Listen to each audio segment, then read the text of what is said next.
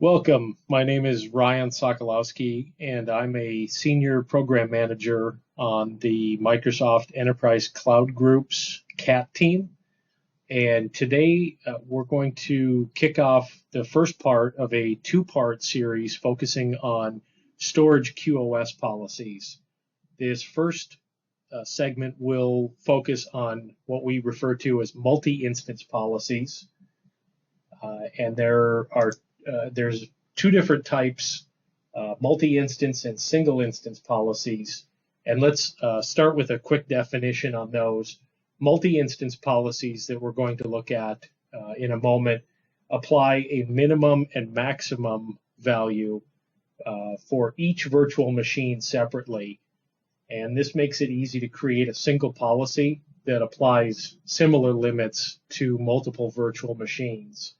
Now, the second type is a single instance policy, and a single instance policy applies the same minimum and maximum numbers or values, but for a combined set or pool of VHD or VHDX files. So those resources will share and consume a defined minimum and maximum IOPS value collectively. Now, Storage QoS supports two different deployment scenarios, both of them being Hyper-V based. The first one is Hyper-V using a scale-out file server implementation, and the second, Hyper-V using cluster shared volumes or CSVs.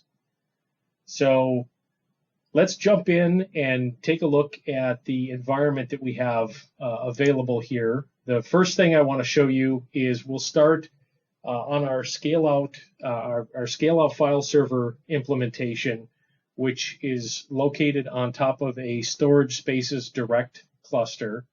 So we have our share for our virtual machines, and we have our virtual disk and our pool spread across multiple disks across the 4 different nodes. And the enclosures view shows all 4 servers contributing their storage to the Spaces Direct implementation. There's also a distinction that I want to call out that as we go through, most of the commands that we'll be issuing against the Storage Spaces Direct cluster. And there are 1 or 2 commands that we will issue against a separate compute cluster. The implementation that we're looking at here is a disaggregated model as opposed to a hyper-converged scenario.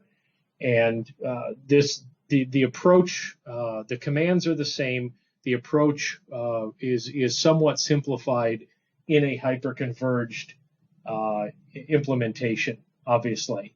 So we're going to quickly connect over to a virtual machine. This is a 2012 R2 system 001. And I just have kind of a simple performance monitor screen set up looking at some IOPS related numbers. And you can see kind of a quick baseline here, not much going on. There's little to nothing running in this virtual machine. Now, what we'll do, I'll show you the compute cluster. So this is a 4-node cluster that's running a number of virtual machines. And the ones that we're really going to be working with and targeting are these Server 2012 R2 systems. So what we're going to do first is we're going to kick off a workload in some of those virtual machines so that we have some IOPS being generated with which we can then see the effect of the Storage QoS policy applying.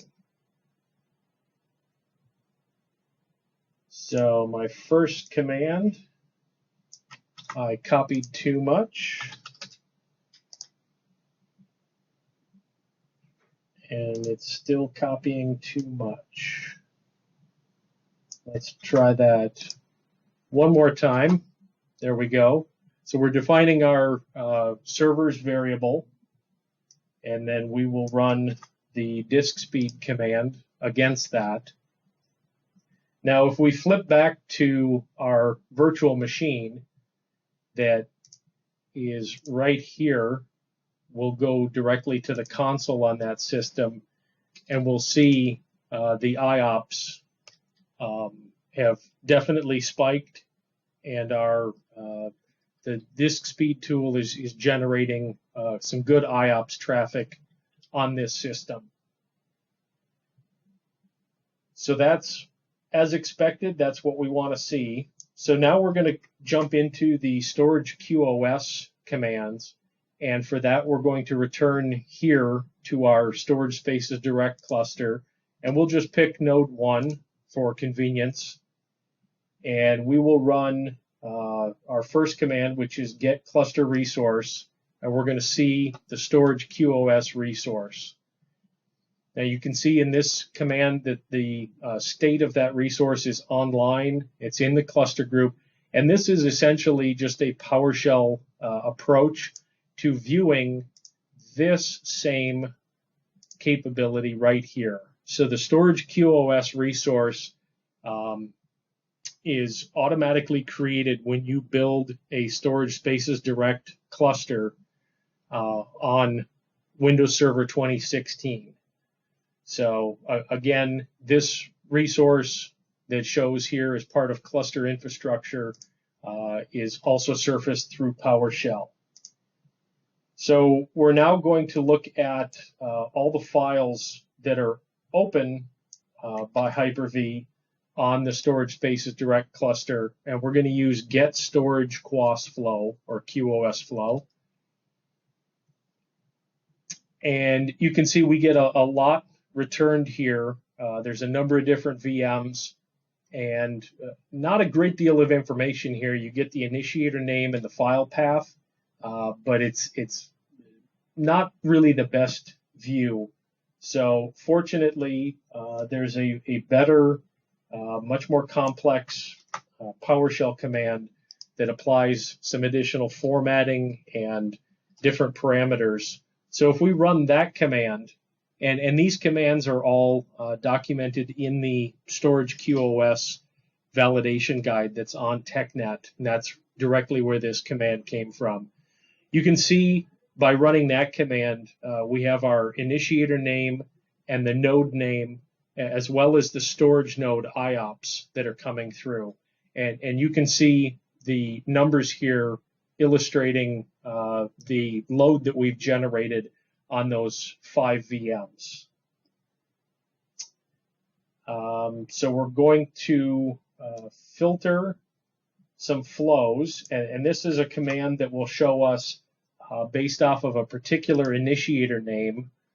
Conveniently, it's our first machine that we looked at with Performance Monitor, and we'll get a different view of just that specific initiator's Storage QoS flow. Now, the thing that I want to point out in this particular view is right in the center here, and that's the policy ID, which is currently set to all zeros, which maps to our default policy, which we'll see in 2 steps.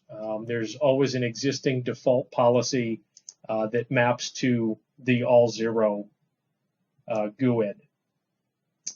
Now, our next step is we're going to take a look at the performance on our volumes, and we're going to, for that, use get storage QoS volume. And I will pull that over. And in this case, we have 2 volumes showing, and it's pretty clear in this view which one of those volumes is holding the VHDX files for our virtual machine workloads, and where the disk speed workload is generating those IOPS as compared to our second volume. So that's a nice view. Again, gives you a volume level view of the performance on a given volume. Now, as I mentioned, we're going to take a look at the existing policies, And for that, we're going to use get storage QoS policy. And there's the default policy that I referred to. Always exists, is always defined as 0 minimum and 0 maximum. And again, as we move forward here, I want to touch on the distinction between multi-instance and single instance. What we're going to be working with today are multi-instance policies. And you'll see as we go through the multi-instance policy, we set a minimum and a maximum, and that policy is then applied and defined individually on each virtual machine.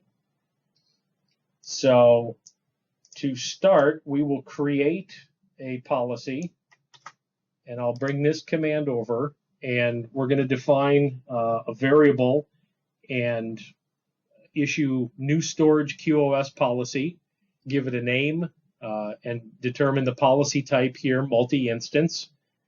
And it's pretty simple syntax.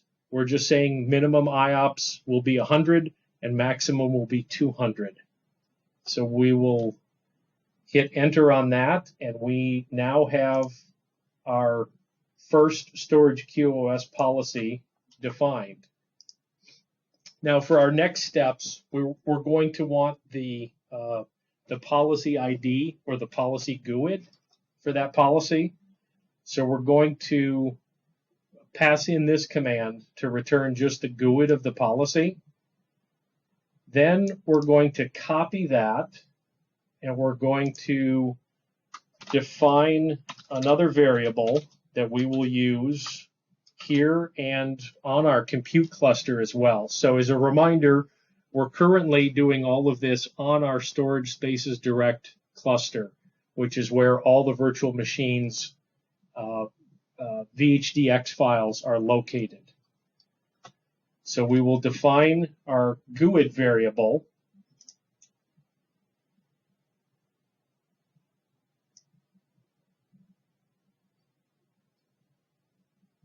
Now we're actually going to copy this and bring this over to our compute cluster as well, because our next commands, we're going to apply the policy onto the virtual machines, and that's going to be done from our compute cluster. So we'll open up a new PowerShell window. You can see the previous one is still running the disk speed command. So we're going to again just define our GUID variable on the compute cluster. Then we're going to actually do the application of the policy. Now, if we take a step back here and take a look at our 2012 machines, you can see that none of these virtual machines are running on node 1 or server 1. So if we were to issue this next command on at the Hyper-V level, and this is what's currently documented, if we were to do this, we're essentially applying the QoS policy to those virtual machines, and we'll get a return back, but there won't actually be any application of policy because no virtual machines that match this criteria are currently running on this node. So a more elegant way, or a more realistic way of doing this in a real-world environment is to use a cluster level command to apply this across your cluster. So regardless of where the virtual machines are currently located, they will receive the QoS policy application. So we're basically saying get cluster group where the object has a name like 2012 R2 HA star, get the VM hard disk drive, and then set the VM hard disk drive to the QoS policy ID that we've defined. So as soon as we do this, the policy application takes place. Now, our next piece is we're going to go back to our Spaces Direct cluster and verify that the policy has been applied. So we will do that here and say get storage QoS flow. And you can see in this middle column, the middle two columns, that we do have a successful application of this multi-instance policy where each one of these virtual machines has received the application of a minimum 100 and a maximum 200. And if we issue this one more time, noting the storage node IOPS numbers here, if we do it again, you can see they're already starting to come down. Now, what I just recently learned is that what this command is giving you is basically a 5-minute running average. So although it looks like those storage node IOPS are still quite high, if we go back to our server 1, the virtual machine 1, the application of that policy has taken effect. And what this number is reflecting is a 5-minute running average. So the policy is applied immediately. Also notable, I want to point out server 003 here. Some people may look at this and say, well, why didn't this receive a storage node policy application?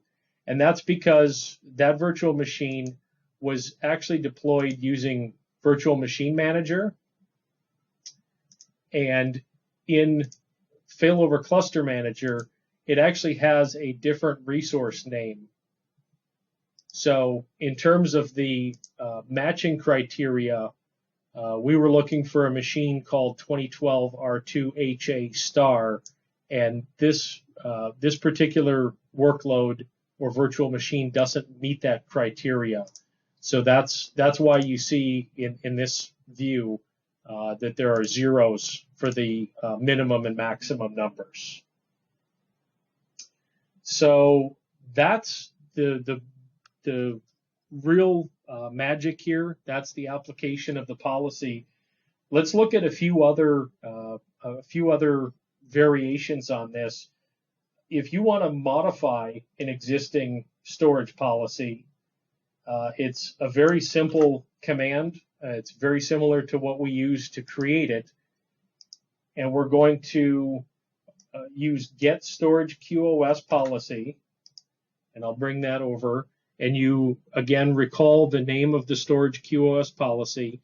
And you just define a new parameter for either minimum or maximum or both.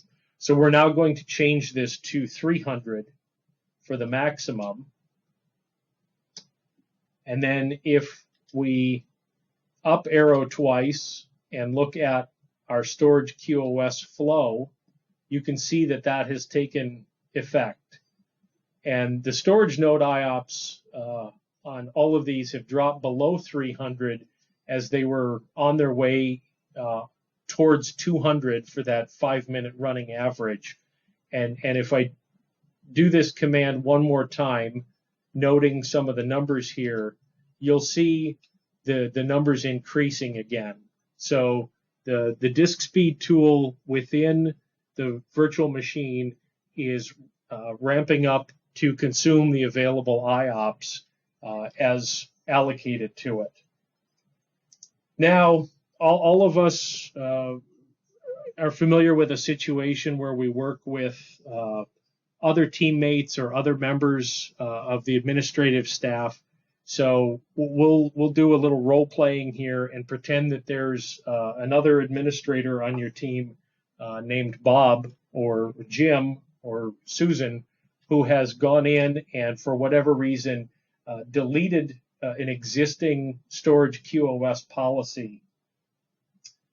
The problem with that is that if a policy is deleted from the file server before it gets removed from a virtual machine, the virtual machine will continue to run as if there's no policy applied.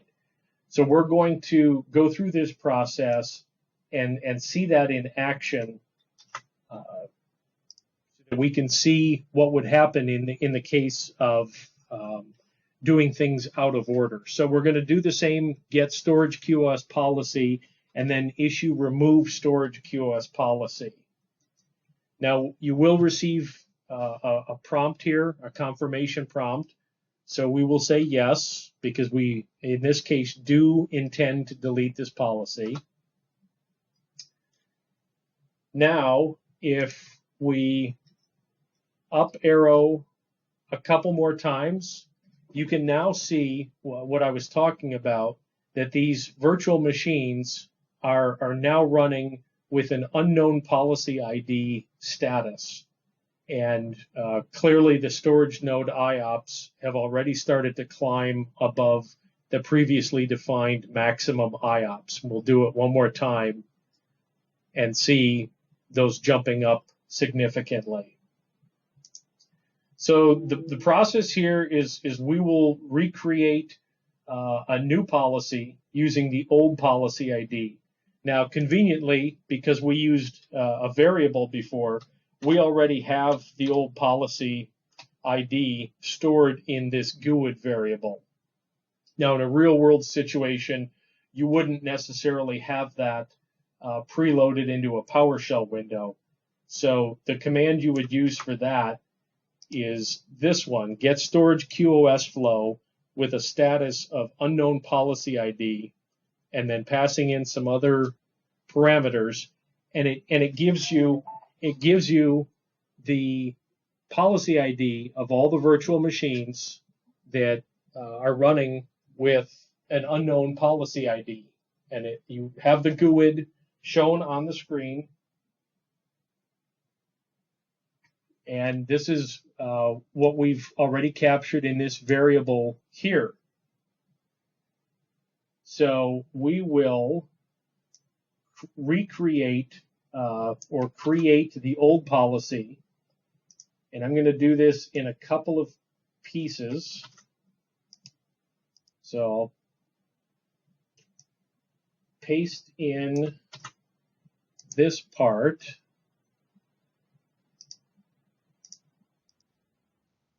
And for policy ID, we will pass the GUID again. And we're going to say this, the policy type, again, multi-instance. And this time we're going to call it restored policy and give it the same numbers. And there we have our restored policy recreated using the same policy ID GUID. So if we run this other command, and I copied a little too much.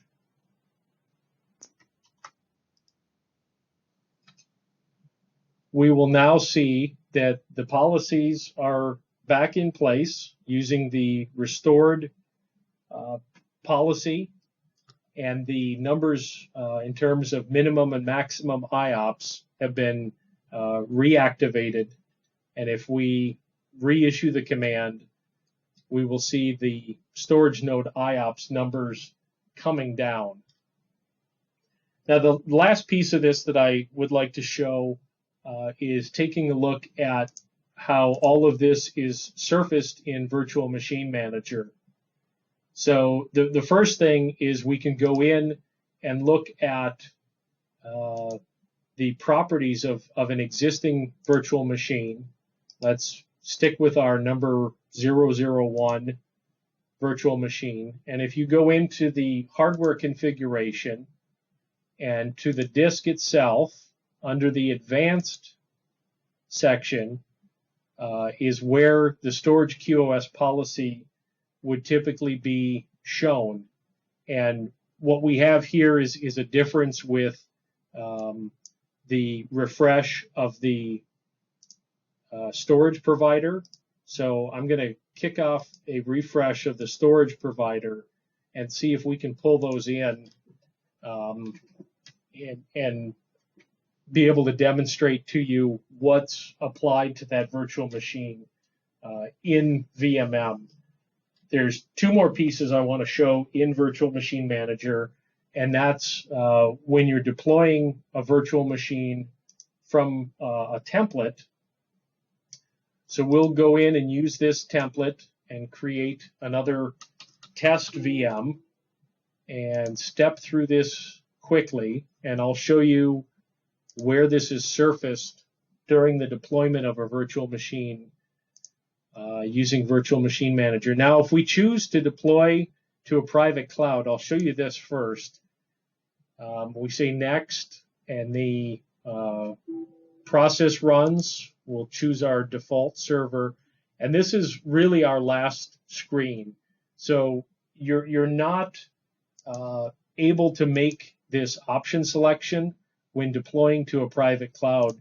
What you'd want to do is decide to place the virtual machine on a specific host. And again, we'll stick with our same server. We'll click through to the next screen. And right here under the virtual hard disk is where the Storage QoS policy would be surfaced. That's where this should be realized, is here. So we'll cancel this. And the next piece I want to show you is creating and managing Storage QoS policies directly within VMM. And if we go to our Fabric area and go under Storage, there's a QoS Policies section here. And you can right-click here and say create a new Storage QoS policy, or you can do it up here as well. So we'll choose this option, and we'll say multi-1 and next. And here the policy type is represented using some different terminology for single instance or multi-instance. So this first option, where all virtual disk instances share the resources, that's a single instance policy. And then resources allocated to each virtual disk instance represents the multi-instance policy that we're working with. So we'll again define the same numbers here and click through. And then here's where you can apply the scope of the managed file servers onto which to apply those policy settings.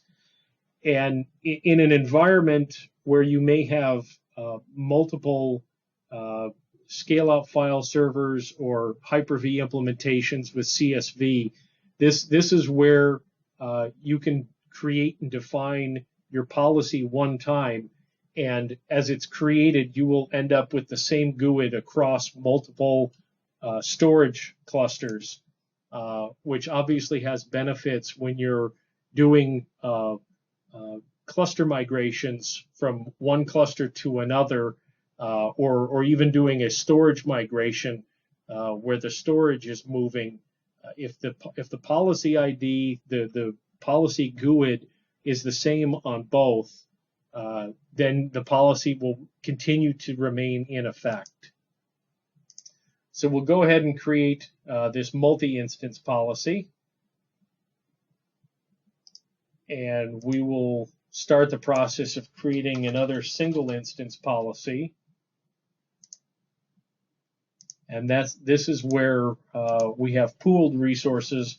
So just taking a swag numbers like this may be more appropriate, again, depending on the size or the scope of what you're applying to. And we'll click through. And I think our QoS policy creation is being held up just a bit by the refresh of our storage provider.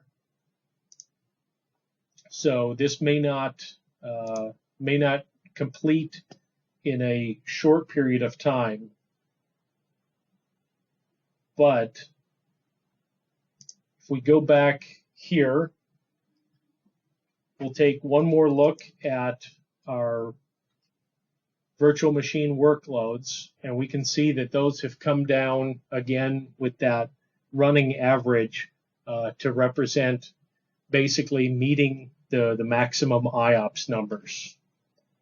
So thanks for joining me today. This was our first of two-part mini-series, if you will, on storage QoS policies. Please join me for the next session where we'll essentially repeat the same setup, and we'll take a look at how that works with single instance policies. Thanks so much.